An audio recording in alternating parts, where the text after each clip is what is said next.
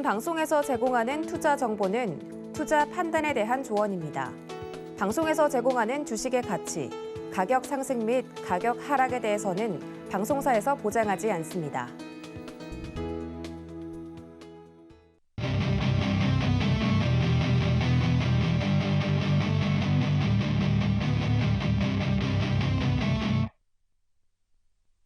안녕하세요. 베스트 트레이딩맨 2부 시작합니다. 베스트 트레이딩맨 2부 종목 발견의 법칙 유레카, 저는 진행을 맡은 이혜은입니다. 자, 여러분들 오늘 하루 동안 굉장히 힘들지 않으셨을까 하는 생각이 듭니다. 오늘 출근길 그리고 퇴근길까지 무사히 잘 보내셨는지 굉장히 걱정이 되는데, 우리 양시장 모두 빨간불을 켜기는 했습니다만 굉장히 비가 많이 내리고 있어서 걱정이 되는 하루입니다. 자, 하지만 내일장에 오늘 저희 방송 보시면서 조금이나마 기쁨을 누리게 해줄 수 있는 수익을 조금 얻어 가셨으면 좋겠는 바람도 함께 있는데요. 자, 저희 방송 끝까지 시청해 보시고 유레카 종목도 얻어 가 보시고요. 자, 그리고 저희 지금 TV로 송출되고 있는 화면 유튜브 통해서도 만나보실 수가 있습니다. 유튜브에 서울경제TV 검색을 해주시고요. 서울경제TV 실시간 방송 들어와 주시면 TV에 송출되는 화면 그대로 유튜브에서도 만나보실 수가 있습니다. 자, 그리고 유튜브에서만 누릴 수 있는 또 하나의 재미가 있죠. 서울경제TV 실시간 방송 채팅에 참여하시는 겁니다. 자, 실시간 채팅창 참여하시면서 방송 중에 궁금한 것들도 남겨주시고 또 좋았던 부분, 소감도 함께 남겨주시면 저희가 한 분 한 분의 의견도 소중히 여기면서 방송에 반영해 보도록 하겠습니다. 자, 그러면 이제 오늘 또 종목 발견의 여정을 시작을 해봐야 할 텐데요. 종목 발견의 여정을 함께 해주실 두 분 모셨습니다. 김정수 파트너, 박동기 파트너 옆에 나와 계십니다. 안녕하세요. 네, 안녕하세요. 안녕하세요. 네. 자, 이렇게 오늘도 멋진 두 분과 함께하게 되는데요. 두 분과 함께 장중에도 대응해보고 싶다 하시는 분들을 위해서 무료로 운영되고 있는 노란톡방 참여 방법 안내해 드리도록 하겠습니다.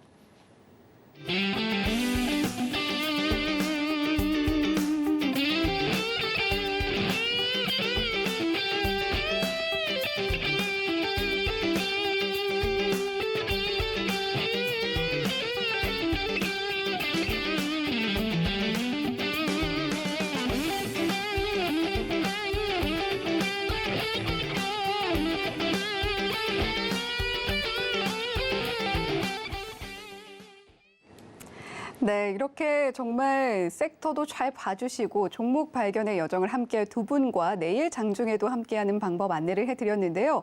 자, 두 분과 함께 먼저 오늘 시장 리뷰를 해봐야겠습니다. 자, 오늘 장 한마디 어떻게 준비해 오셨을지 굉장히 기대가 되는데, 자, 박동기 파트너님, 사실 저희 이 유레카에서는 또 처음 인사를 드리게 됐는데, 자, 오늘 장 한마디 어떻게 준비를 해 오셨을까요? 자, 오늘 장 한마디는 기대와 우려. 이렇게 한번 정리를 해봤습니다. 네, 기대와 우려. 어떤 의미인지 대강 짐작은 갑니다만 좀 구체적으로 설명을 좀 더 해주실까요? 그 2월, 그러니까 올해 2월 24일 우크라이나와 러시아 전쟁이 일어난 이후 시장에 강한 변동성을 주는 이벤트가 두 개가 있죠. 첫 번째는 미국 FOMC, 그리고 두 번째는 미국 CPI 지수 발표입니다. 자, 이 CPI 지수 발표가 내일 저녁에 지금 예정이 돼 있죠. 미국 CPI 지수가 6월 달에 9%를 넘어서면서 뭐 43년 만에 뭐 최대치다 뭐 이런 얘기들 있었죠. 그러면서 연준에서도 이 두 번 연속 말 그대로 자이언트 스텝 0.75% 금리 인상을 과감하게 올렸었는데, 자, 이게 이번에 내일 저녁이죠. 자, CPI 지수를 발표를 하면서 시장의 예상치는 8.8%를 예상을 하고 있는데, 과연 한마디로 말해서 내일 저녁에 CPI 지수가 9%를 넘기느냐 넘기지 못하느냐, 이게 지금 변수라고 생각이 되고요. 그래서 9%를 넘기지 않으면 우리가 기대를 했던 대로 안도 랠리도 좀 기대를 해볼 수 있을 것 같고, 또 9%를 넘기면은 또 다시 한번 최근에 이렇게 살아나는 그 시장 분위기에 또 찬물을 끼얹을 수도 있지 않을까, 이렇게 지금 생각이 됩니다. 그래서 지금 중요한 요인 중에 지금 하나가 뭐냐면은 지난주에 발표했던 고용지표가 상당히 좋게 나왔죠. 지금 상에서는 고용지표가 경제 지표가 좋게 나와도 또 연준의 정책 불확실성이 또 커지는 또 이런 면이 좀 있는 그런 상황인데, 고용 지표는 좋은 반면에 또 미국의 그 GDP 성장률이 2분기 연속, 2개 분기 연속 마이너스 성장률을 기록하면서 통상적으로 2분기 연속 마이너스 성장률이 나오게 되면 경기 침체라고 진단을 하는데 과연 이번에도 FOMC에서 경기 침체로 진단을 할지. 그러니까 다시 한번 결론은 0.75% 또는 또 메가스텝이라 그러죠. 1%의 금리 인상. 이게 지금 지속이 될 것이냐 아니냐. 이게 내일 저녁에 지금 달려 있다라는 거죠. 여기에 지금 한 가지 또 중요한 포인트 중에 하나가 뭐냐면은 이제 한미 지금 이제 기준금리인데요. 차트를 한번 보시면은 한국과 미국의 기준금리가 최근에 지금 역전이 되었다는 얘기는 우리가 뉴스를 통해서 지금 확인을 해볼 수가 있는데, 지금 그 미국의 기준금리가 2.25에서 2.5%, 우리가 지금 2.25%죠. 그렇기 때문에 또 앞으로 금통위가 25일 날 있죠. 그래서 우리 내부적으로도 금리를 또 과감하게 0.5% 빅스텝으로 올릴 가능성이 있다. 여러 가지 지금 이런 요인들 때문에 또 기대도 안도랠리에 대한 기대감, 그리고 또 이런 최근에 분위기가 살아나는 여기에 대한 또 우려감, 이런 부분들이 공존하고 있는 흐름이다. 이렇게 지금 보여집니다. 네, 미국 7월 소비자 물가지수 CPI 발표가 또 어느새 코앞으로 다가왔습니다. 사실 지난달에는 굉장히 좀 큰 충격을 안겨주는 모습이기도 했는데 일단 내일 저녁에 어떻게 발표가 나오게 될지 우려도 그리고 기대도 공존하고 있는 그런 상황을 기대와 우려라는 단어로 표현을 해주신 것 같고요. 또 지난 고용지표는 괜찮게 나왔는데 이런 고용지표는 사실 침체 시그널이라고 보기에는 너무 좋게 나온 거 아니냐 하는 시각도 있었던 만큼 여러 가지 기대와 우려가 교차하고 있는 상황 짚어주셨습니다. 자, 그렇다면 이번에는 김정수 파트너의 오늘장 한마디도 굉장히 궁금해지는데 어떻게 준비해 오셨어요? 네, 인플레 정점. 이렇게 키워드를 준비했습니다. 네, 인플레 정점이라는 키워드를 준비해 오셨다고. 자, 어떤 의미인가요? 어떻게 보면 이제 좀 일맥상통하는 이런 의미인데요. 네. 오늘 이제 국내 증시가 보면 이제 2달 만에 2,500선을 좀 회복을 해주었습니다. 최근 들어서 이제 베어 마켓 랠리라든지 아니면 서머 랠리 이렇게 하면서 계속 좋은 흐름이 좀 이어지고 있습니다. 미국 인플레이션 감축 법안 이제 통과로 이제 국내 시총 상위 2차 전지 업종이 강세를 나타나면서 오늘 지수 반등을 좀 이어줬습니다. 최근 이제 식량 가격 하락 그리고 이제 유가가 이제 하락하면서 이러한 이유로 이제 국제 글로벌 인플레이션이 정점을 지나갔다라고 하는 이제 주장이 좀 나오고 있습니다. 이거에 대해서 이제 이러한 가늠자 역할을 할 게 어떻게 보면 이제 내일 우리나라 시간으로 이제 저녁 9시 반이죠. 그때 CPI가 이제 발표가 됩니다. 그때 이제 9.1 여기서 이제 작년 6월에 이렇게 나왔는데 시장 전망치가 이제 8.7 정도 예상하고 있습니다. 이 이제 8.7 부합되든지 아니면 높든지 이렇게 되면 좀 변동성이 좀 나올 것으로 보여지고 있고요. 그래서 10일 날에는 CPI가 나오고 그리고 또 이제 시작으로 해서 11일에는 미국 생산자 물가지수 이제 PPI가 또 나옵니다. 그리고 또 이제 12일에는 기대 인플레이션 확인할 수 있는 미시간대 이제 소비자 태도 지수 이렇게 좀 발표가 됩니다. 그래서 이번 주는 굉장히 조금 이런 지수 이런 지표에 대해서 좀 굉장히 좀 눈여겨 보셔야 될 것 같고요. 그래서 인플레이션의 정점이 도달했는지 안 됐는지에 대한 이러한 이제 가늠자 역할을 하게 되는데요. 만약에 또 이렇게 이런 지표로 인해서 인플레이션이 꺾이지 않았다라는 이런 신호가 나온다라고 하면 이제 6월달, 7월달에 자이언트 스텝 0.75% 포인트 자이언트 스텝을 밟지 않았습니까? 8월 달에는 FOMC가 없고요. 그러면 9월 달에 FOMC에서도 이런 인플레이션이 꺾이지 않았다라고 하면 0.75 다시 자이언트 스텝으로 갈 가능성이 좀 높습니다. 그래서 이러한 이제 변동성에 좀 대비를 하셔야 될 것 같고요. 그래서 이제 시장이 지금 안도 랠리 뭐 이런 계속 이야기가 나오는데 이런 지표들이 있기 때문에 그런 지표를 참조하시면서 대응하셔야 될 것 같습니다. 외국인의 이제 수급을 보시면 9거래일 연속 또 코스피를 연속 순매수를 했습니다. 9거래일 연속 좀 의미 있는 겁니다. 금액적으로 봤을 때는 4조 가량 되는데요. 외국인이 이렇게 순매수를 하고 있다라는 거는 그냥 어느 정도 이렇게 끌어올려줬다라고 하는데 또 수급적인 변화가 또 어떻게 또 될지도 좀 계속 좀 보셔야 될 것 같습니다. 그래서 이제 외국인들이 샀던 이제 업종이 음식료라든지 그다음에 2차 전지, 자동차 관련주를 사들이면서 이제 긍정적인 수급 흐름이 좀 이어지고 있습니다. 예, 이렇게 오늘 장 정리하겠습니다. 네, 언제나 미국 시장의 영향을 크게 받고 있는 우리 시장이지만 그중에서도 CPI 지수는 우리 시장에 더 큰 여파를 몰고 오고 있는 최근의 흐름입니다. 그런 만큼 역시 김정수 파트너님 역시 이런 부분에 집중을 하셔서 인플레 정점이라는 오늘장 한마디 가지고 와 주셨습니다. 자, 이렇게 시작하기 전에 본격적으로 시작을 앞서서 두 분 파트너의 오늘장 한마디 들어봤는데요. 자, 두 분과 함께 이런 시장 분석 이어가 보고 싶으신 분들 샵 0082번으로 박동기 또는 김정수라고 보내주시면 저희가 두 분 파트너의 노란톡방 입장할 수 있는 참여 링크 안내해드리고 있으니까요. 이 방법 활용하셔서 장중 대응 현명하게 해보셨으면 좋겠습니다.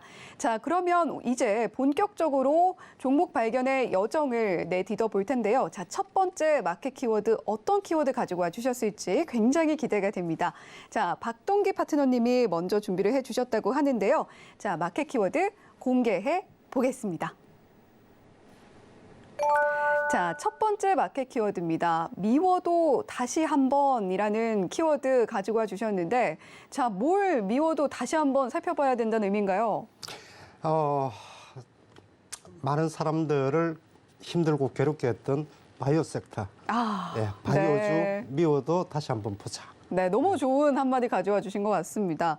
자, 어떤 의미인지 좀 자세하게 들어볼게요. 네, 조금 전에 말씀을 드렸던 것처럼 바이오 섹터 참 힘들어 하시는 분들이 많죠. 예, 워낙 잘 나가다가 이게 어느 한순간에 꺾이기 시작하면서 바닥을 모르고 추락을 했기 때문에 시장 그러니까 바이오 섹터 전체적인 지수 흐름이 고점 대비해서 50% 반토막이 났으니까 개별 종목들은 말할 것도 없습니다. 그만큼 우량주, 비우량주 할 것 없이 바이오 섹터가 전체적으로 큰 폭으로 빠졌는데 이게 지금 그 조정 기간으로 보면은 1년 6개월 그리고 아까 말씀드렸던 조정 폭은 한 50% 정도 조정을 받았기 때문에 최근 한 달 정도 바닥권에서 우량주를 중심으로 해서 바닥권에서 의미 있는 반등이 들어오고 있다. 그만큼 이제 가격 메리트가 부각되는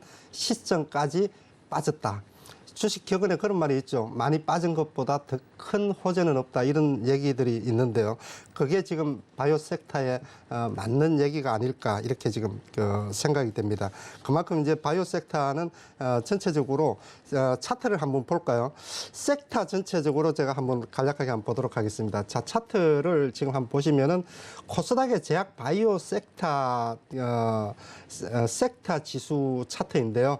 일봉 흐름으로 보면은 여전히 지금 121선, 요 지금 그 보라색 선이 지금 121선인데 121선까지 이제 부분적으로 반등을 줬는데 주봉 흐름을 한번 볼까요? 네, 큰 모습으로 이렇게 보게 되면은 자, 이때 이제 빅랠리가 펼쳐졌던 시기죠. 자, 코로나가 터졌던 요 2020년 3월 달부터 해서 이제 한 1년 가까이 이렇게 지금 그 큰 폭으로 상승을 했죠. 그리고 고점에서 한 6개월 정도 박스권 횡보 조정을 하다가 자, 이렇게 1년 반 이상 이렇게 가파른 이제 의미 있는 반등 없이 이렇게 큰 폭으로 지금 빠졌기 때문에 실질적으로 지금 자리에서 놓고 보면은 이제 바이오 섹터 내에서 우량주 그러니까 이제 삼성 바이오로직스라든지 이런 종목들 이외에 이제 실질적으로 기술력을 가지고 있는 종목들조차도 같이 그냥 빠져버린 그런 경향이 있기 때문에 지금부터는 우선적으로 기술력이 있는 그런 종목들을 우선적으로 해서 올라올 때가 되지 않았느냐 이렇게 보여집니다. 네, 워낙에 잘 나가다가 언제 1층에 왔지? 언제 지하를 찍었지? 라고 할 만큼 정말 빠른 하락을 맞이해야만 했던 바이오주들이었습니다. 자, 1년 6개월여 동안 주가가 전반적으로 반 정도로 내려앉은 상황인데요. 하지만 그럼에도 불구하고 큰 하락만큼 큰 호재는 없다라는 주식 격언을 다시금 떠올려 보면서 바이오주 주목해 볼 때가 아닌가, 그중에서도 실적이 뒷받침되는 좋은 종목들 다시 한번 살펴볼 때가 아닌가라는 이야기 가지고 와 주셨습니다. 자, 그렇다면 주요 종목들 차트 흐름도 한번 짚어주시면 좋을 것 같아요. 자, 바이오 섹터 내에서 조금 전에 말씀드렸던 것처럼 우량주, 그러니까 실적이 좀 있고 또 실적이 좋고 기술력이 있는 이런 회사들조차도 주가가 큰 폭으로 빠졌다 그랬죠. 그 중에서 안 빠지고 유일하게 버틴 종목 중에 하나가 삼성 바이오로직스입니다. 삼성 바이오로직스 같은 경우는 바이오 의약품 위탁 생산, CMO라 그러죠. 이게 지금 글로벌 1위 업체입니다. 바이오 시밀러 쪽에 위탁 생산을 하는 회사로서는 압도적인 시장 점유율 1위 업체에 해당이 되죠. 그리고 최근 3년 동안의 연평균 성장률이 거의 100%에 가까울 정도로 이렇게 빠른 속도로 또 견조하게 성장을 하고 있는 대표적인 회사 중에 하나로 보는 게 지금 맞을 것 같아요. 그렇기 때문에 삼성 바이오로직스 같은 경우는 이렇게 거친 바이오 섹터의 조정 속에서도 차트 흐름을 한번 볼까요? 보시면은 움직임 자체가 다른 종목들이 사실상 거의 50%는 기본적으로 빠진 흐름이라고 봐야 되는데 삼성 바이오로직스 같은 경우는 주봉 흐름을 큰 흐름을 보더라도 고점에서 박스권 행보 조정을 하면서 버티는 이런 흐름이었죠. 그래서 최근에 이제 바이오 섹터의 반등과 함께 여전히 나는 안 빠졌으니까 안 올라올 거야가 아니라 안 빠지고 버텼기 때문에 여전히 또 제일 먼저 신고가를 낼 가능성이 높은 종목 중에 하나가 삼성 바이오로직스다 이렇게 생각이 되고요. 그리고 두 번째는 지금 이제 ST팜을 보도록 하겠습니다.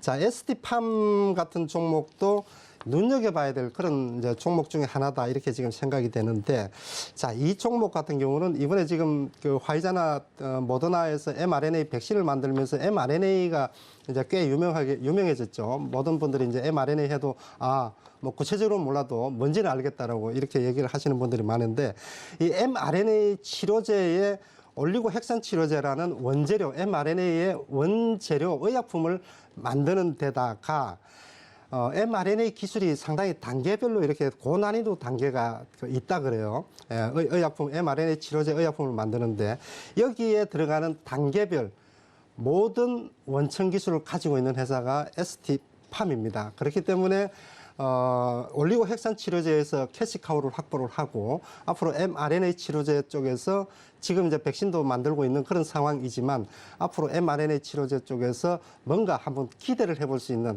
국내에서 mRNA 부분에서는 상당 부분 제일 앞서 있는 그런 이제 종목 중에 하나다 이렇게 생각이 됩니다. 최근에 주가 흐름을 보면은 차트도 한번 볼까요? 보면은 ST팜 주가 흐름도 지금 바닥권에서 올라오는 게 다른 종목들에 비해서 힘이 붙어서 나름대로 지금 의미 있는 반등을 지금 주고 있다 이렇게 지금 보여집니다. 그렇기 때문에 바닥권에서 지금 올라오는 종목이 모든 종목들이 같이 올라오는 게 아니라 기술력이 있는 우량주 먼저 올라온다 그랬죠. 그중에 한 종목을 ST팜으로 봐도 좋겠다. 그렇게 생각이 되고요. 한 종목 정도만 지금 더 본다 그러면은 알테오젠인데요. 자, 알테오젠도 역시 마찬가지로 자, 이 종목은 이미 이제 검증이 된 종목이죠. 어디서 검증이 되느냐? 이미 기술 수출에서 2조 원 이상 기술 수출을 한 경험을 가지고 있는 데다가 이게 지금 이미 이제 로열티가 지금 들어오기 시작을 해서 재무제표도 빨간색에서 푸른색으로 지금 변해가고 있는 그런 회사다. 자, 알테오젠 하게 되면은 지금 ADC 플랫폼 기술, 항체 약물 적합제라 그러죠. 이 기술력을 가지고 있는 제일 앞서 있는 기술을 가지고 있는 데다가 피하주사 제형 변경 플랫폼, 정맥주사 놓는 것을 이게 피부에다가 놓는 이 기술을 지금 가지고 있기 때문에 이 플랫폼으로 이미 6건 이상의 기술 수출을 해서 2조 원 이상의 기술 수출을 한 이미 기술력에서 글로벌 제약 시장에서 검증을 받은 회사다 이렇게 지금 보시면 될 것 같은데요. 간략하게 차트 보시면은 여전히 지금 그 바닥권에서 올라오는 속도가 다른 제약주에 비해서 견조하고 빠르게 올라오는 것을 볼 수 있다. 이렇게 보여집니다. 알테오젠은 이제 조금 전에 말씀드린 것처럼 실적을 지금 한번 보게 되면은요. 조금 전에 제가 말씀드렸죠. 실적 부분이 지금 이제 2021년도부터 본격적으로 지금 이제 그 영업이익이 지금 이제 그 플러스로 지금 전환이 되는 그런 상황이고 2022년도 올해도 역시 마찬가지로 그 폭은 2배 이상으로 커지게 될 것이다. 자, 그래서 이렇게 일단 바이오 섹터 내에서 우선적으로 주목해봐야 될 종목 세 종목 선정을 해봤습니다. 네, 실적과 기술력이 함께 뒷받침되는 종목을 고르는 안목이 그 어떤 섹터보다도 중요하게 작용하는 게 바로 바이오 섹터입니다.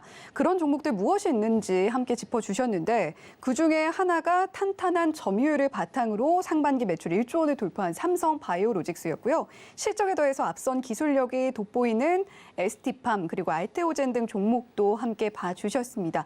자, 그렇다면 김정수 파트너님은 이 바이오주에 대해서 또 어떤 생각 갖고 계신지 궁금하거든요. 인플레이션으로 인해서 많이 힘든 시장인데 제약 바이오주 섹터 쪽으로 지금 계속 수급이 들어가고 있습니다. 네. 왜냐하면 이제 인플레이션 이제 물가가 올라가더라도 병원은 가야 되고 그다음에 또 약은 또 이제 사 드셔야 되니까 이런 인플레이션과 좀 이제 이쪽하고도 조금 이렇게 벗어나서 좀 이제 시장에서 제약 바이오주 쪽으로 지금 계속 수급이 몰리고 있는 상황입니다. 그래서 우선 굉장히 섹터라든지 저도 좀 관심을 갖고 있는 섹터였는데 오늘 이 섹터 갖고 오셔갖고 굉장히 좋은 것 같고요. 우선 이제 잠깐 말씀을 드려보면 모든 종목들이 잠깐 차트 한번 좀 보면서 잠깐 말씀드려볼게요.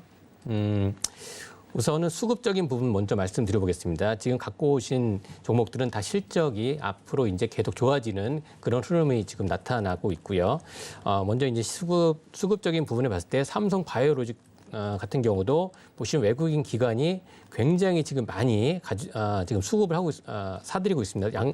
쌍끌이 매수하고 있죠. 삼성 바이오로직스, 그다음에 알테오전도 마찬가지예요. 외국인 기관 그리고 ST팜 이것도 마찬가지입니다. 수익점은 굉장히 좋습니다. 그리고 차트 흐름을 보더라도 어떻게 보면은 제약 바이오주 섹터가 많이 빠져 있는 상태에서 흐름도 거의 다 비슷해요. 보면은 241선을 다 돌파하면서 21선까지 같이 이제 위에서 거래되고 있는 이런 모습 다 좋다라고 좀 말씀을 드리는데 좀 아쉬운 부분이 뭐냐면 저는 이제 이 삼성 바이오로직스 그리고 보면 ST팜 보면은 흐름 다 비슷하다고 말씀드렸죠. 그런데 여기서 이런 이제 돌파하는 흐름, 정고점을 돌파하는 이런 흐름에서 조금 이때 조금 진입했으면 좀 어땠을까? 그리고 이 부분이 21선과 조금 이격이 조금 벌어져 있어요. 그렇게 많이 벌어져 있지는 않는데 이런 이제 21선이 좀 벌어져 있는 상태이고 그래서 이런 부분이 그리고 주봉상 보더라도 거의 좀 이제 위치가 이제 정고점을 이제 트라이하는 이런 이제 자리에 있기 때문에 그런 부분이 조금 우려가 되지 않을까. 뭐 실적이라든지 앞으로 향후 이런 부분들은 좋은데 이런 부분에 대해서는 조금 아쉬움이 있다라고 좀 말씀드려보겠습니다. 어떻게 생각하십니까?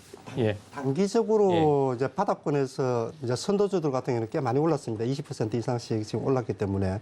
근데 이제 그 바이오 섹터가 사실은 아까 말씀드린 것처럼 조정폭이 50% 정도 지수 기준으로 그렇게 이제 그 되는 종목들이 이제 다수 있기 때문에 실질적으로 올 초 그러니까 우크라이나 전쟁이 나고 이런 상황에서 바이오 섹터의 주가 흐름을 보게 되면은 비정상적이고 비이성적인 하락이 나왔습니다. 우리가 소위 말해서 셀링 클라이막스라고 얘기를 하고 투매라고 얘기를 하죠.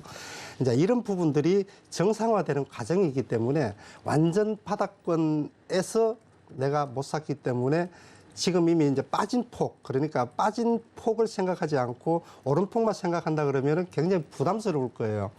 그리고 또 셀트리온이라는 종목이 물론 기간은 꽤 길죠. 뭐 10년 이상 걸렸는데 셀트리온이라는 종목이 100배가 넘게 났습니다.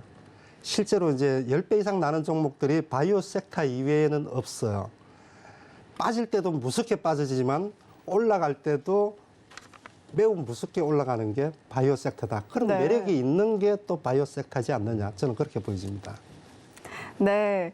자, 이렇게 두 분의 뜨거운 의견이 오가는 현장 확인을 해보셨는데요. 자, 인플레이션이 화두인 시장에서도 수급이 몰리고 있는 바이오주다라고 김정수 파트너님께서 이야기를 해주셨고, 역시 삼성 바이오로직스, 알테오젠, ST판 봐주셨는데, 다만 아쉬운 부분이 있다고 언급을 해주셨어요. 차트상에 아쉬움이 보인다라고 이야기를 해주셨는데, 여기에 바로 박동기 파트너께서는 오히려 지금까지의 하락이 비이성적인 하락이었기 때문에 정상화되는 그런 스텝을 밟고 있다. 그리고 또 제약바이오주 같은 경우는 한 번 시세가 나와줄 때 굉장히 큰 수익을 누려볼 수도 있는 종목이기 때문에 자, 그런 부분에 좀 집중을 하는 것도 좋겠다라는 이야기도 덧붙여 주셨습니다.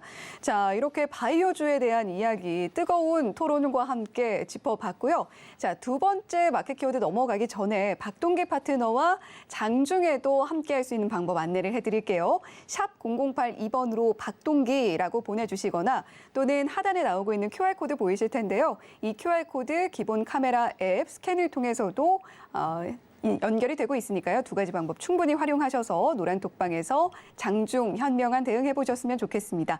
자, 그러면 이제 두 번째 마켓 키워드 공개를 해볼 시간인데요. 자, 김정수 파트너님께서 준비를 해주셨습니다. 두 번째 마켓 키워드 공개해 보겠습니다.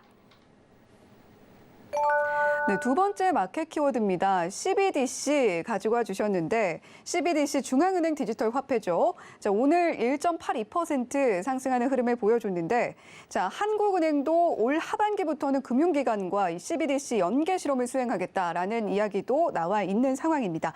자, 김정수 파트너님, CBDC에 대한 설명 조금 더 자세하게 풀어주시죠. 예, 우선 CBDC라고 하면 이제 말씀드린 것처럼 중앙은행 디지털 화폐입니다. 오늘 이제 미국 하원에서 디지털 달러 도입 가속화 논의 이게 이제 또 나왔습니다.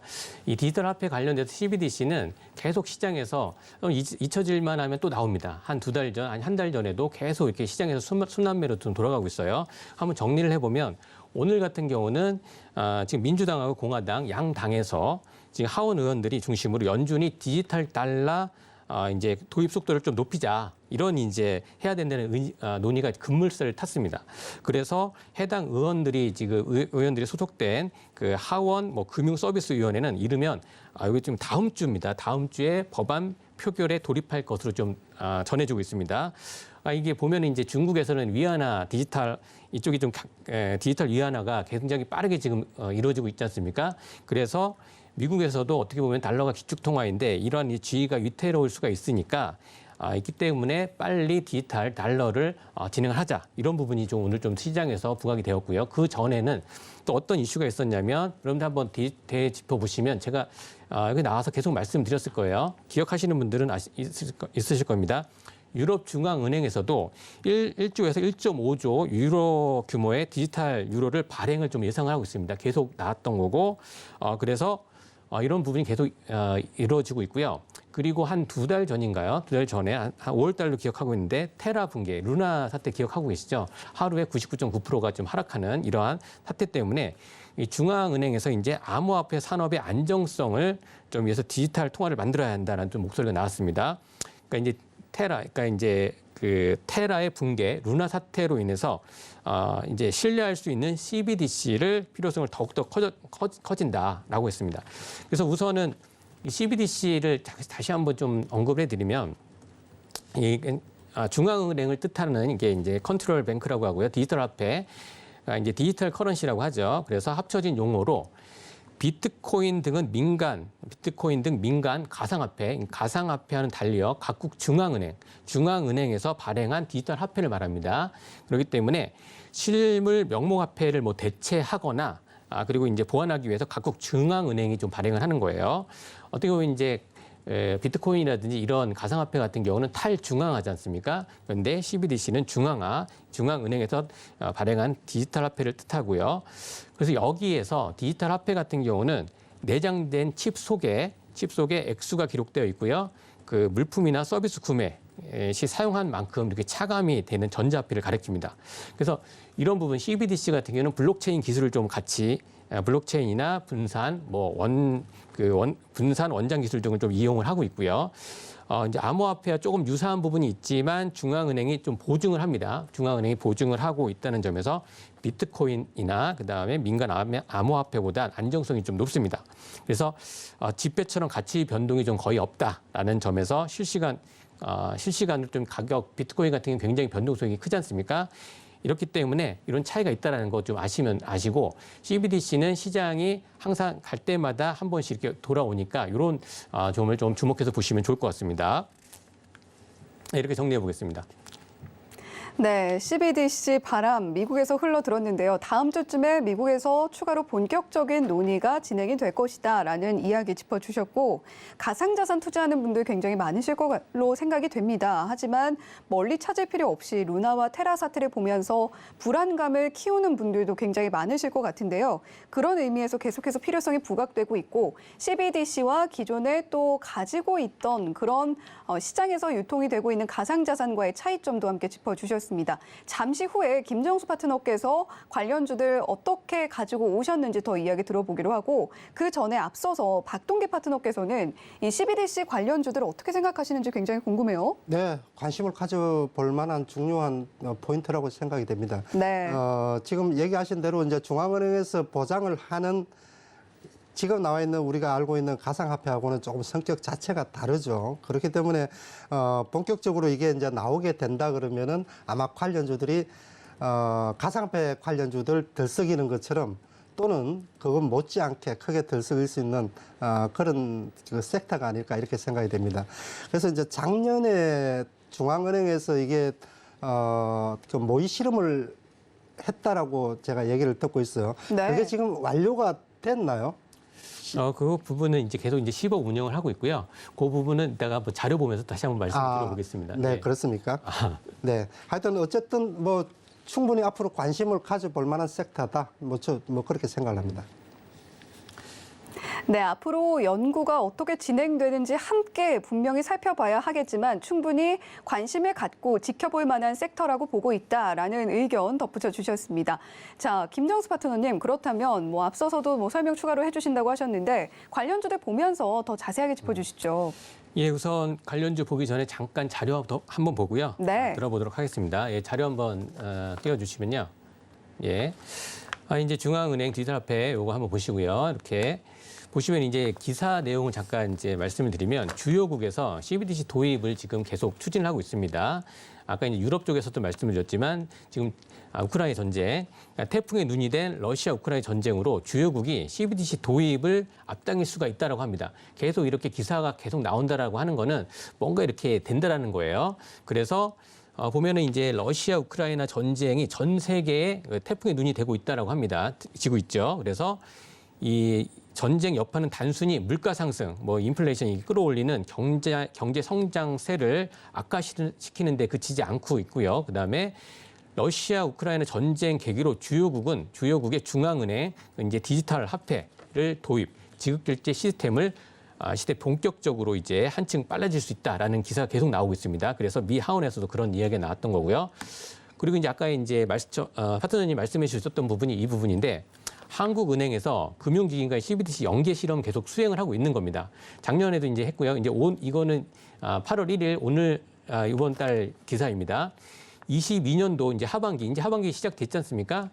금융기관과 공통으로 중앙은행 CBDC를 연계 실험을 수행하겠다라고 또 이제 한 거예요. 그러니까 계속 한국은행 우리나라도 CBDC에 대해서 이제 빠르게 이제 대처하고 움직인다라는 거죠. 그래서 하는 이제 CBDC 도입 기반을 공고히 하기 위해서 기술 개발, 그다음에 제도적으로 연구 진행하고 있다라고 합니다. 그래서 이제 정책적으로도 계속하고 있기 때문에 이런 이제 CBDC는 계속 지금 굉장히 많이 빠져 있습니다. 그렇기 때문에 이런 자리에서 종목들 한번 봐드리면서 하면 여러분들 좋은 성과 있을 것으로 보여지는데요. 그럼 바로 종목 한번 확인해 보도록 하겠습니다. 지금 우선 지금 이제 제가 항상 말씀을 드리는데 어떤 이제 섹터에서 움직일 때 이런 이슈가 나오거나 그럴 때 움직이는 종목들이 있어요. 제가 언급해 드리는 종목은 계속 시장 나올 때마다 언급하는 종목입니다. 먼저 세 종목 말씀을 먼저 드리면 한네트 KCC 드림 시큐리티입니다. 기억하시는 분들 있을 거예요. CBDC 하면 제가 항상 한네트, KCT, 드림 시큐리티 이렇게 하시는 분들 있을 거예요. 노란톡에 들어오신 분들 네, 기억하실 겁니다. 자, 그럼 한네트부터 말씀을 드리면 이 한국 컴퓨터 지주 계열의 이제 현금 자동 지급기 CD 사업, 그러니까 무인 자동, 뭐 이제 판매 및 현금 등 정산 사업 이런 쪽을 하고 있고요. 이런 이슈는 아까 말씀드렸듯이 미 하원에서 이제 디지털 달러 발행 소식 그리고 중국의 디지털 위안화 이런 확대 가능성 때문에 기축통화의 그런 이제 그 지위를 공고하기 위해서 디지털 달러 가입을 가속하고 있죠. 이런 거로 지금 한네트가 어떻게 보면은 굉장히 큰 대장주라고 볼 수 있는데, 자, 큰 흐름을 보면 먼저 이제 보실 때에도 주가를 짧게 보지 마시고요. 긴 흐름에서 먼저 쫙 한번 보시고 나서 14,000원, 14,000원이 21년 3월 달에 이제 고점을 찍고 지금 거의 지금 7,000원 부근이지 않습니까? 7,000원 부근이고 241선 이런 부근에 있기 때문에 지금 언급해드리는 종목들은 차트 흐름이 다 비슷합니다. 다 비슷해요. 왜냐하면 같은 섹터이기 때문에 떨어져도 같이 떨어지고 오르면 같이 오른다라는 차원에서 이런 주도 섹터를 지금 말씀을 드리는 거고, 지금 오늘 지금 이러한 이제 이슈가 나와서 거래량이 750만 주가 좀 발생을 했고, 지금 여기에서 이 정도 했을 때 전 거래량, 요 거래량까지는 넘어가지 못했지만 최근 거래량은 다 넘어가는 상태였고, 지금 보시면은 지금 여기 강한 매물대 8,300원 여기 구름층 상단을 한번 트라이를 해줬습니다. 트라이를 해 주었고, 자, 여기 보시면은 저점이 계속 좀 올라가고 있어요. 제가 지금 최근 들어서 추천해 드리는 종목들을 보면 흐름이 이런 차트로 좀 비슷하게 움직이는 거 지금 보실 거예요. 저점이 계속 좀 올라가고 있고 21선과 기준선 지금 위에 있다. 기준선 위에 있다라고 하는 거는 추세가 어느 정도 상승 추세로 좀 돌렸다라는 거 좀 보시고요. 그리고 윗꼬리가 달면서 계속 조금 내려와요. 윗꼬리가 한 번, 두 번, 여기도 세 번 이렇게 이제 윗꼬리를 조금씩 달고 내려오고 이렇게 보이시죠?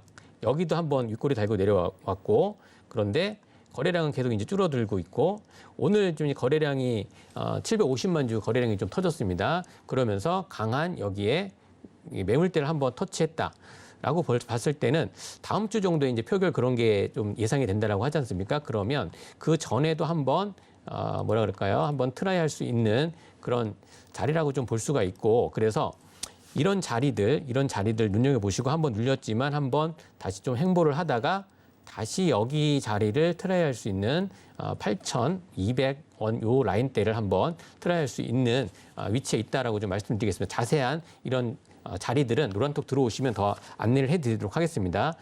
그리고 이제 다른 종목 좀 이제 말씀을 해드리면 한네트 그다음에 KCT, 자 KCT도 보시면 자 보세요. 흐름이 다 비슷비슷하죠. 자, 여기 지금 큰 흐름을 봤을 때 작년 이것도 비슷할 거예요. 21년 5월 달 이때 이제 11,750원에서 많이 빠져 있고요. 그리고 거의 이제 5,700원이니까 거의 반 토막이 나 있는 상태이다. 그리고 오늘 KCT는 상대적으로 조금 음봉으로 마감을 했어요. 그래서 이제 그렇게 강하지는 않다라고 하지만 흐름은 좀 비슷하다. KCT도 CBDC 관련돼서는 항상 언급이 되는 거예요. 그래서 차트 흐름도 좀 비슷하다. 저점을 계속 좀 올리고 있는 상황이고, 여기 한번 대량 거래가 터졌고, 오늘은 지금 윗꼬리 달고 내려온 음봉으로 마감을 했습니다. 오늘 거래량도 한 220만 주인데 아까 한네트보다 좀 작게 터졌죠. 그렇기 때문에 좀 강한 건 한네트로 좀 보셔야 된다라고 좀 말씀을 드리고, KCT 같은 경우는 이제 뭐 금융 단말 시스템이라든지 특수 단말 이런 쪽으로 업체를 하고 있습니다. 여기서는 무인 발급기 키오스크라고 하죠. 그리고 로또 발매기를 하고 있어요. KCT 기억하세요. 그래서 이제 KCT도 이렇게 관련주로 좀 기억을 하시고, KCT 같은 경우는 최근에 보면 하나은행과 33억 원 규모의 지능형 창구 안내 시스템 공급 계약 체결했다는 그 소식 그런 또 있습니다. 예, 그리고 이제 이런 이제 보시면은 이런 CBDC 관련돼서 지금 움직이고 있는데, 또 한 가지 보셔야 될 게 이런 드림 시큐리티라고 하는 거. 왜냐하면 이 한 CBDC 같은 경우도 블록체인이라든지 이런 이제 굉장히 디지털이기 때문에 암호라든지 보안 쪽에 굉장히 신경을 많이 써야 됩니다. 그래서 한국은행에서도 뭐 네이버라든지 이러한 이제 IT 빅테크하고 이렇게 연계를 하고 있습니다. 그래서 그만큼 보안 쪽이 중요하다라는 거 기억을 하셔야 되는데, 그러면 지금 드림 시큐리티 같은 경우에는 지금 같이 동사는 자체 보유한 기술력, 전문 인력 등을 통해서 행정이라든지 행정 쪽, 그다음에 공공기관, 금융기관 이쪽에 PKI, 뭐 인증, 유선 보안, 무선 보안 이런 전자 문서 보안 이런 솔루션을 공급을 하고 있습니다. 드림 시큐리티예요. 드림이잖아요. 꿈 시큐리티 보안. 그러니까 이제 기억을 하시고 최근 들어서 이제 드림 시큐리티 같은 경우는 한국과학기술정보연구원과 이제 양자 암호 통신망 표준 기반 양자키 관리 기술 이전 협의 체결 소식이 있습니다. 그만큼 기술력이 있다라는 거예요. 그래서 드림 시큐리티 좀 보시고 이슈가 됐던 또 이제 부분이 디지털 화폐 포함해서 이제 국가 플랫폼 디지털 플랫폼 핵심 기술 연구 주간 기업으로 선정이 됐습니다. 그만큼 이제 기술력이 있다라는 거예요. 드림 시큐리티 같은 경우는 지금 잠깐 이제 보시면 기업 잠깐 여기 한번 실적 잠깐 먼저 볼게요. 차트 한번 잠깐 보겠습니다. 여기 보시면은 실적적인 부분에서도 드림 시큐리티 같은 경우는 계속 늘어나고 있고 매출액도 1,500억, 그다음에 1,800억, 그다음에 영업이익도 계속 좀 늘어나고 있는 이런 흐름이다라는 거 좀 같이 좀 보시기 바랍니다. 그래서 드림 시큐리티는 또 한 가지 또 중요한 그 이슈가 뭐냐면 아까 이제 한국은행 좀 얘기를 말씀드렸잖아요. 한국은행 CBDC 사업에 참여를 했어요. 이런 이슈가 있습니다. 작년에도 한번 참여를 했고, 그래서 이러한 이제 이력이 있기 때문에 한번 이제 한국은행이 이러한 이제 CBDC 관련돼서 이렇게 한다라고 하면 드림 시큐리티가 한 번 더 올라갈 수 있다. 그래서 한국은행 CBDC 사업 참여, 그래서 전자지갑 키관리 시스템 개발했다라는 거 한번 기억을 하시고 차트를 한번 잠깐 좀 보시면 아까 이제 한네트나 그리고 이제 KCT 같은 경우는 CBDC 쪽인데 이 보안 쪽으로 잠깐 보시면은 자 여기도 비슷합니다. 여기는 보면은 오늘은 좀 이제 조용했어요. 왜냐하면 CBDC 쪽 움직였지만 이거는 같이 보안 쪽으로 봐야 되기 때문에 중요한 거는 7월 13일 날 540만 주 여기 거래량이 터지고 나서 이렇게 횡보하는 이런 차트, 제가 좋아하는 차트죠. 이런 차트 터지고 횡보하면서 물량을 소화하는 이런, 그렇다라고 하면 여기 지금 좀 보이지 않습니까? 여기 구름층 상단을 향해서 가고 121선까지 한 12% 정도 공간이 남아 있어요. 그러니까 이런 부분들 참고해서 보시면 좋은 성과가 있지 않을까 좀 보여집니다. 네, 김정수 파트너님이 가져오신 마켓 키워드는 CBDC였는데요. 지금 박동계 파트너님도 역시 좋게 보고는 있지만 모의 실험이 어느 정도 진행이 됐느냐에 대한 의구심을 제기를 해주셨습니다. 이미 디지털 화폐에 대해서 1, 2단계 모의 실험을 마친 상황인데 하반기에 계속해서 실험을 한다라고 하니까 자 이게 어떤 의미가 될지 우리 시청자 여러분들도 함께 고민해 보시면 좋겠습니다. 샵 0082번으로 김정수라고 보내주셔서 김정수 파트너님과 함께 고민해 보시면 더 좋지 않을까 싶은데요. 자, 김정수 파트너님과 함께 QR코드 스캔을 통해서도 노란톡방에서 이야기 나누실 수 있으니까 두 가지 방법 충분히 활용하셔서 이야기 더 깊게 나눠보시면 좋겠습니다. 자, 이렇게 오늘도 종목 발견의 여정을 아주 알차게 해본 것 같은데 자, 두 분 파트너님께서는 이런 과정을 통해서 어떤 유레카 종목을 발굴하게 되셨을지 굉장히 궁금해집니다. 자, 그렇다면 자, 유레카 종목을 어떻게 가지고 오셨을지 바로 공개를 해볼게요. 자, 박동계 파트너님. 어떤 종목 가지고 오셨나요? 셀트리온입니다. 네, 셀트리온. 자, 셀트리온 지금 하단에 자막이 나가고 있는데 자, 어떤 의미에서 유레카 종목으로 선정을 해주셨는지 궁금해요. 아까 제가 말씀드렸죠. 바이오 섹터가 1년, 2년 동안 조정을 받는 동안에 실질적으로 기술력이 있는 회사, 우량 회사들도 그 분위기를 이기지 못하고 주가가 많이 빠졌는데 우리가 바이오 섹터의 투톱 하면은 삼성 바이오로직스하고 셀트리온입니다. 네. 근데 아까 보셨던 것처럼 삼성 바이오로직스는 고점에서 견뎠는데 잠시 후에 보시겠지만 셀트리온 같은 경우는 주가가 고점 대비해서 38만 원에서 15만 원까지 빠졌으니까 반토막이 났죠. 뭐 잡주 빠지듯이 빠졌습니다. 좀 그만한 사실은 이유가 있었습니다. 자, 뭐냐면은 코로나 치료제 백신 개발한다고 나섰던 회사들의 주가가 기대감이 올랐다가 오른 것 이상으로 그 이하로 빠진 게 그게 현실이었어요. 자, 셀트리온도 역시 마찬가지로 코로나 치료제 개발을 했고 성공을 했습니다. 우리가 잘 알고 있는 레키도나주 항체 치료제로 개발에 성공을 했는데 아무 데도 팔지를 못했습니다. 그런데 그 기대치는 레키도나주가 코로나 치료제로서 개발에 성공을 하면은 최대 매출 1조까지 올라갈 것이다. 이런 보고서들도 많이 올라왔었거든요. 그런데 해외 수출도 한 개 국가에서만 수출 승인을 받았고 그게 수출 건수가 있었는지는 모르겠어요. 그만큼 사실상 레키도나주는 매출이 제로에 가까웠습니다. 이게 사실은 큰 악재라면 악재고 삼성 바이오로직스는 버티는데 셀트리온은 왜 못 버텼지? 그 중요한 이유 중에 하나가 이거였다. 이렇게 지금 생각이 되고요. 그리고 이제 그동안에 삼성 바이오로직스도 물론 분식회계 또 때문에 많이 시달렸죠. 지금 셀트리온도 역시 마찬가지로 몇 년, 3년, 4년 동안 분식회계 문제가 발목을 검찰 수사를 한다 어쩐다 발목을 잡아왔었는데 요게 지금 올해 3월 달인가요? 올 초에 최종적으로 무혐의 종결 났습니다. 그만큼 이런 부분들도 이제 좀 긍정적으로 이제 작용을 이제 해나가는 시점이 되었다. 이렇게 지금 그 생각이 되는데요. 자, 그렇다면은 셀트리온을 좀 주목을 해봐야 되는 이유가 있죠. 셀트리온이 렘시마, 트룩시마, 허주마, 관절염 치료제, 뭐 혈액암 치료제, 유방암 치료제 이렇게 지금 3개 가지고 유럽에 먼저 진출했고 최근 들어서는 자 미국까지 진출을 지금 하고 있는 상태인데 렘시마 SC가 말이죠. 최근 들어서 나름대로 상당 부분 유럽과 미국 쪽에서 의미 있는 시장 점유율이 지금 상승되고 있다. 이렇게 지금 평가를 하고 있습니다. 그렇기 때문에 이런 부분들이 실질적으로 2분기 실적에 지금 반영이 되면서 나타나고 있는 그런 상태고요. 자, 이것보다도 제가 이제 그 셀트리온을 좀 주목하는 이유가 앞으로 신약 출시가 줄줄이 지금 예정이 되어 있다는 거예요.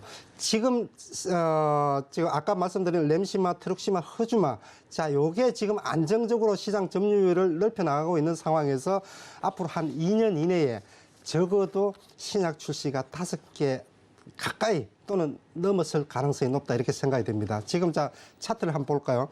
자, 차트를 지금 그 셀트리온 신약 일정으로 지금 나와 있는 걸 한번 보시면은. 자, 지금 조금 이제 복잡한데 간략하게 요약을 드리면은 자, 우측에 그 미국 쪽에 아래 보면은 빨간색으로 허가 돼 있는 게 있죠. 이게 지금 이미 이제 허가가 레미케이트라든지 요거는 지금 오리지널 약입니다. 오리지널 약이 이제 특허가 만료가 되었기 때문에 바이오시밀러 이제 새롭게 이제 그 신약으로 나온다는 얘기예요. 그래서 요게 지금 레미케이트부터 리톡산하고 허셉틴하고 허가가 이미 지금 3개가 나 있고 또 그 밑에 보면은 허가 신청으로 휴미라하고 아바스텐이 지금 그 허가 신청이 들어가 있는 상태죠. 거기에다가 또 파란색으로 네모를 해놓은 3상에 들어가 있는 거, 임상 3상의 마지막 단계죠. 들어가 있는 게 렘시마 SC 미국 쪽에서 그리고 또 그 스텔라라 또 아일리아 안구질환 치료제죠. 졸레오 프롤리오 줄줄이 지금 허가 신청을 하고 있거나 허가가 났거나 임상 3상에 들어가 있는 게 지금 언뜻 보더라도 7개, 8개가 지금 되기 때문에 앞으로 한 1, 2년 안에 신약 런칭이 될 가능성이 매우 높아졌다. 회사에서도 지금 2, 3년 안에 적어도 한 5개를 신규 신약을 런칭을 하겠다라고 그렇게 얘기를 하고 있는 상태죠. 자, 그렇기 때문에 앞으로 이제 셀트리온에 대해서는 향후 전망은 자, 긍정적으로 우리가 평가를 해도 좋다. 그래서 셀트리온에 대해서는 사실 1시간 정도를 얘기를 분석을 해도 모자랄 지경인데 세부적인 내용들은 노란톡 방에 들어오시면은 제가 여러분들에 대해서 셀트리온에 대해서 관심이 있거나 들고 있거나 또 매수에 대해서 관심이 있으신 분들은 세부적으로 저하고 많은 얘기들을 할 수가 있을 것 같습니다. 네, 셀트리온 관심 갖고 계신 분들 박동계 파트너님의 노란톡방에서 함께 더 이야기 나눠보시면 되겠다라고 이야기를 해주셨고요. 자, 그러면 김정수 파트너님의 유레카 종목은 무엇일지 지금 바로 공개를 해주시죠. 예, 바로 공개하겠습니다. 로지시스입니다. 네, 로지시스. 예. 로지시스도 이제 계속 언급해 드렸던 부분인데요. 잠깐 말씀을 드리면 전산 장비 유지 보수 용역, 전산 장비 그다음에 밴 서비스 대행 용역 사업을 영위하고 있습니다. 간단하게 말씀드리고 지금 이게 이슈는 아까 이제 서두에 말씀드렸던 것처럼 그렇게 좀 보시면 되고요. 그래서 우선 차트부터 좀 보겠습니다.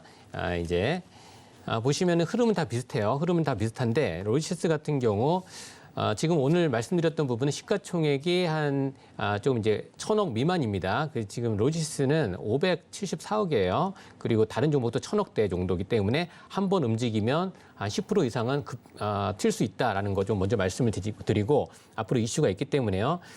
지금 보시면은 이렇게 긴 흐름 차트를 보시면 여기에서 지금 여기 241선을 좀 중요하게 좀 보셔야 됩니다. 여기 한번 고점에서 지금 잘 보일지 모르시겠지만 이렇게 터치 윗꼬리 달고 내려왔어요. 살짝 윗꼬리 달고 내려오고 오늘도 이런 이제 윗꼬리 달고 내려오는 흐름을 보였습니다.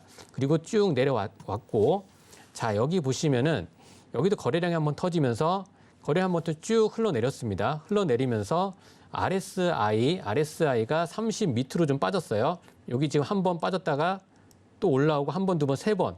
이 웅덩이에 빠졌다가 올라오고 이렇게 됐어요. 한번 이렇게 계속 이때 이제 굉장히 시장 낙폭이 컸죠. 그러면서 지금 올려주면서 이 가격 조정을 했던 요 폭의 기간 조정이 이렇게 움직였죠.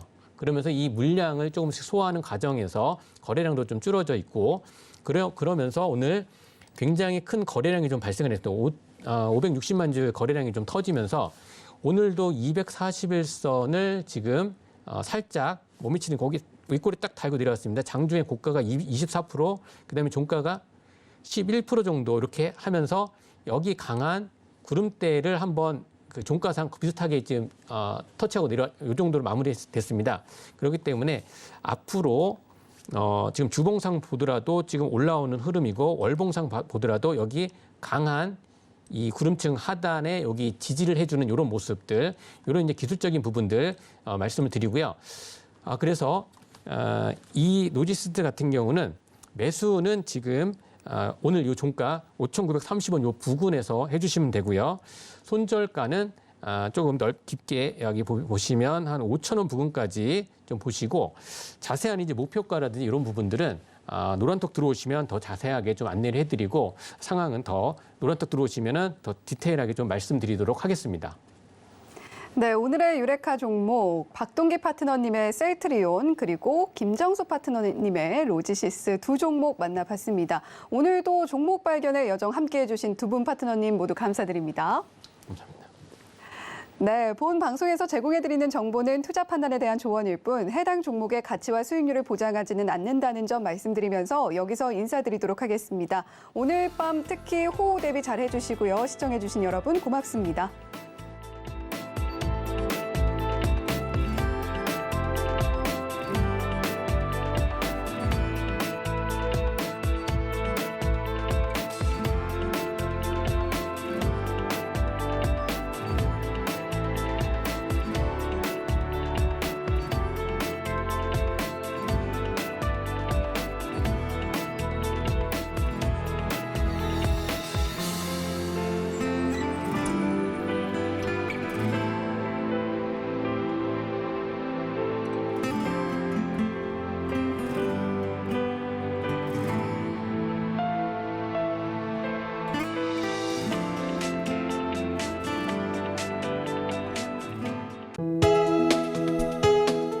본 방송에서 제공하는 투자 정보는 투자 판단에 대한 조언입니다. 방송에서 제공하는 주식의 가치, 가격 상승 및 가격 하락에 대해서는 방송사에서 보장하지 않습니다.